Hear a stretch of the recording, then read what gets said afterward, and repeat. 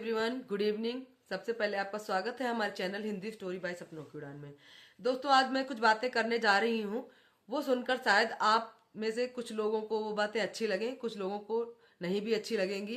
तो सबसे पहले मैं आप लोगों से क्षमा चाहती हूँ, लेकिन एज ए क्रिएटर या एज ए ऑडियंस हमारा भी हक बनता है कि हम भी अपनी बातों को आप लोगों के बीच में रखें, क्योंकि हमने जिसको ऊपर पहुंचाया है उसके बारे में हमारा भी जानने का और बोलने का हक है, क्योंकि वो चीजें सोशल मीडिया पर निकल कर सामने आई हैं। इसलिए यहाँ पर बातों को रखना जरूरी हो जाता है। तो चलिए एक एक करके एक एक बातों को हम बताते हैं। जैसा कि आप सब ने देखा होगा और सब ने सुना होगा कि अंकुश सक्सेना ने एक रोस्ट वीडियो बनाया हमारे जगत भैया, जगत दीदी और हमारी नीतू दीदी पर। एक रोस्ट वीडियो बना। उस रोस्ट वीडियो में उसने अपनी भाषा में अपने आप को सांड और दूसरे वाले को बैल बुद्धि बोला। जगत भैया को बैल बुद्धि उसने बोला और उसमें कुछ थाईलैंड और बैंकॉक का भी जिक्र किया। जैसा कि आप सबकी पोल पट्टी खोलते घूमते हैं, तो अगले ने भी आपके बारे में कह दिया, तो आपको इतनी मिर्ची क्यों लगी। उधर अप्सरा आंटी से भी मैं एक बात कहना चाहती हूँ। मैं आपकी बहुत रिस्पेक्ट करती हूँ, मैं आपको बहुत मानती हूँ। आपके जैसी सास होना शायद मुश्किल है। ऐसी सास बहुत किस्मत से मिलती हैं। और मैं मनीषा के साथ में भी एक बात कहना चाहती हूँ कि एक दिन में तुम्हारे बेटा 40,000 सब्सक्राइबर हो गए।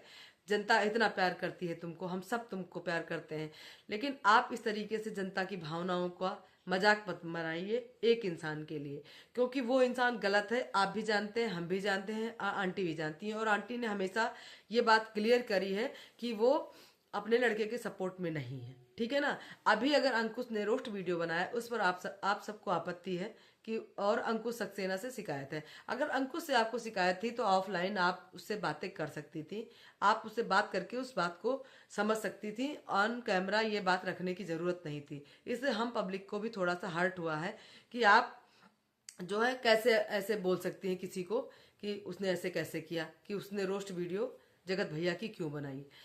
अरे जब और किसकी परमिशन से बनाई।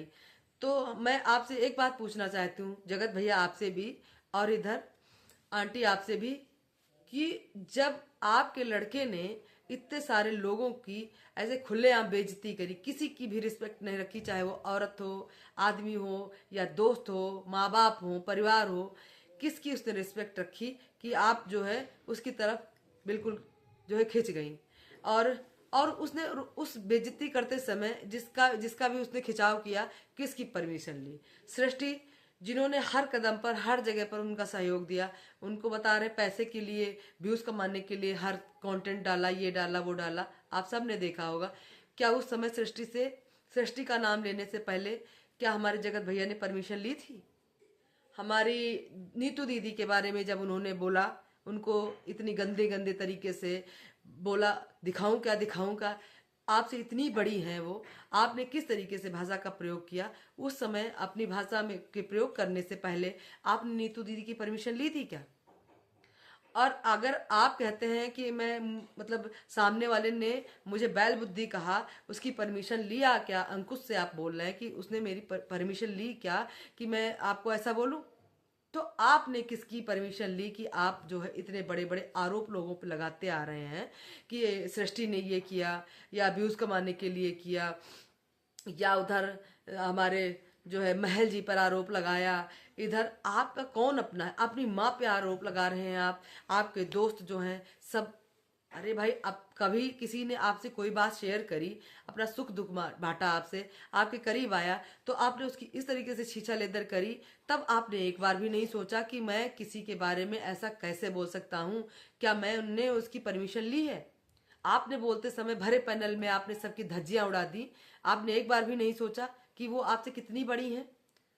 और आपने उनकी सास ससुर और उनके परिवार की, अरे भाई सब लोग अगर किसी से कहीं ना कहीं अटैचमेंट रखते हैं तो वहां पे पारिवारिक चीजें हो जाती हैं, लोग कह देते हैं। लेकिन आपने जो किया वो क्या सही था? आपने किसकी परमिशन ली, पहली बात। और दूसरी बात ये कि जो आप बोल रहे हैं वो क्या एक नॉर्मल इंसान बोल सकता है? अगर आपको थाईलैंड जाने वाली बात से इतनी एलर्जी है तो आपने जिस तरीके से बिहेव दिखाया, मानते हैं गलत हो गया, किसी को इतना ज्यादा टारगेट नहीं करना चाहिए। मैं इसके उसमें नहीं हूं कि आपसे आपने प्यार किया, चलिए कोई बात नहीं, एक बार हम लोग आपके लिए भी थोड़ी सी इज्जत मन में रखते हैं कि हो गई गलती आपसे, हो गया प्यार आपको, आपने एक्सेप्ट भी किया। लेकिन इस तरीके से चौड़ दिखाने से चीजें खत्म नहीं होती हैं भाई, क्योंकि इंसान अगर ऐसे करेगा ना तो चीजें फिर बुरी बन जाएंगी। आपको लोग माफ करने के लिए भी कहीं ना कहीं एक सॉफ्ट कॉर्नर आपके लिए भी लोगों के मन में था, क्योंकि मनीषा आपसे जुड़ी हुई थी और मनीषा की सारी खुशियां आपसे हैं, इसलिए कहीं ना कहीं एक सॉफ्ट कॉर्नर आपके लिए लोगों के दिल में था। लेकिन आप धीरे धीरे ऐसी बातें दिखाते जा रहे हैं कि आपसे जनता हेट करने लगी। आज आपको ये दिन देखना पड़ रहा है कि आपको भी अपने कमेंट बंद करने पड़ रहे हैं। और उधर आज हमारी जगत दीदी भी आई थी और उन्होंने क्वेश्चन उठाया कि क्यों हमेशा एक औरत को ही टारगेट किया जाता है, क्या गलती एक की होती है, क्या गलती सामने वाले की नहीं होती है? तो जी हाँ दीदी जी, गलती दोनों की होती है। लेकिन चूंकि आपने गलती करी, बड़ी गलती आपकी इसलिए मानी जाएगी कि यहाँ पर आपने जो रिश्ते बनाए, जो आप सोशल मीडिया पर लेकर आए, और आप विडो औरत हैं, इससे कोई किसी को परहेज नहीं था कि आप शादी करें या आप अपना घर बसाएं या अपनी लाइफ में आगे बढ़ें। प्यार करने का हक आपको भी है, लेकिन आपने जिस तरीके से रिश्तों का दुरुपयोग किया, यहाँ पर जनता आप पर सवाल उठाएगी और आपसे क्वेश्चन करेगी। आपने एक रिश्ते की, जो इतना पवित्र रिश्ता था, उसकी धज्जियां उड़ा दी। आपने ऑन कैमरा राखी बांधी है, पैर छुआए हैं, मत्था लगवाया है इस लड़के का अपने पैरों पर, और अपनी लड़की से मामा मामा बुलवाया है। आपको जनता माफ नहीं करेगी। मैं भी एक औरत हूं, मैं औरत की तरफ बोलूंगी, लेकिन अगर सच बात है तो आपकी यहाँ पर गलती बड़ी है। आप 40 साल की महिला हैं, आपकी गलती यहाँ पर बड़ी है। क्योंकि आपके साथ में एक इतना पवित्र रिश्ता जुड़ा भाई बहन का, जिसको आपने इस तरीके से धज्जियां उड़ाई कि कहीं मुंह दिखाने लायक नहीं बची हैं आप। अब आप आए, आप अपना काम करें, हमको उससे कोई मतलब नहीं है। लेकिन अगर आपने क्वेश्चन उठाया है कि एक औरत पर ही सवाल क्यों, तो आपका जवाब ये है कि आपने रिश्तों का, भाई जैसे पवित्र रिश्ते का अपमान किया है, हम बहनों का अपमान किया है, हमारे भाई बहन के रिश्ते का अपमान किया है। इसलिए लोग आपको कभी माफ नहीं करेंगे और सबसे बड़ा कसूरवार आपको बनाएंगे। इसलिए आपका कोई हक नहीं बनता कि आप जनता से ये पूछें कि एक औरत को ही क्यों टारगेट किया जाता है, क्योंकि यहाँ पर आपकी गलती है। और आंटी अंकल का मैंने बात सुना, अंकल सीधे साधे बात करते हैं। माओ की ये आदत होती है। माँ, आप बहुत अच्छी हैं, आपने हमेशा अपने बच्चों के खिलाफ बोला है, अगर जैसे बच्चे आपके हैं आपने उनको वैसे ही पेश किया है, उसमें कोई लीपापोती नहीं करी। लेकिन कहीं ना कहीं माँ तो माँ ही होती है। बहुत ज़्यादा बुराई सुन के आप भी पिघल गई ना। तो आंटी आपसे कहना चाहते हैं यही बात कि आपके लड़के ने ही सोशल मीडिया पर सबकी धज्जियां उड़ाना शुरू करी है। अब वो सीरीज बनाएगा, लोगों की धज्जियां उड़ाएगा। आज वो अपना घर दिखा रहा है, रोस्ट मतलब वो क्या कहते हैं उसको, अपने घर में अपना घर दिखा रहा है और सैंडविच बना रहा है, कह रहा कि मैं, ये मेरा घर है, मेरी कमाई है और मैं एक ऐसा ही दूसरा घर बनाऊंगा। ठीक है भैया, आप खूब आगे बढ़ें, खूब कमाएं, इससे हम लोगों को कोई दिक्कत नहीं है। लेकिन आप कल नीतू दीदी के डॉलर दिखा रहे थे, आपके खुद के घर में कितने चैनल हैं, आपने इस कंट्रोवर्सी में कितना पैसा कमाया है, क्या आपने वो दिखाया? पहले आप अपना पैसा दिखाते, आप अपनी कमाई दिखाते। आपके घर में 10 चैनल है, आपकी मम्मी का चैनल है, आपकी बीवी का चैनल है, आपके चैनल, आपके भाई का चैनल है, उन सब से कितना पैसा कमाया गया आपने तो नहीं दिखाया। और कंट्रोवर्सी तो यही थी जो आपने रायता फैलाया। फिर आप सामने वाले को ये दिखा रहे हैं कि दिखाऊं क्या, बोलूं क्या, ये क्या? अरे ठीक है, आपने जो बोला, आपका कोई हक नहीं बनता कि आप इस तरीके से किसी को बोलें।